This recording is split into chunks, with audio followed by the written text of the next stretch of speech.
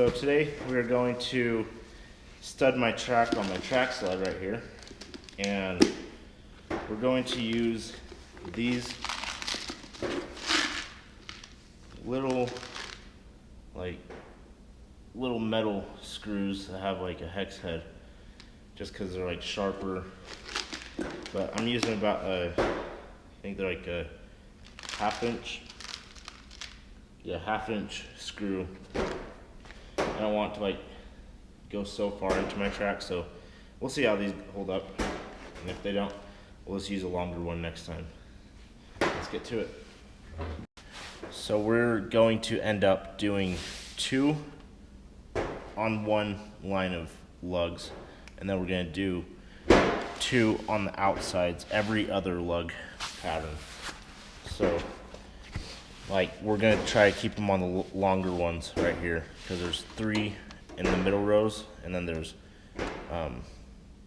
4 in the outside, if you want to call them. So we'll just start with these, see if they stick in.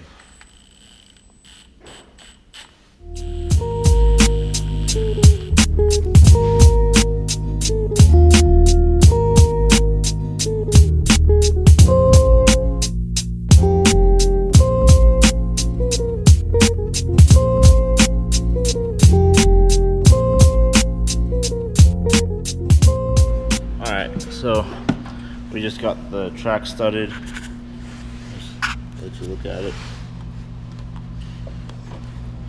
I can turn it. Yeah, you get the point. So I just put these little 1/4-inch drive, 1/2-inch screws into my track. They felt pretty snug, so I would be very surprised if they all came out. But yeah, that's pretty much the gist of it. Now I just gotta put my mud flat back on and go take it for a test run on some glare ice.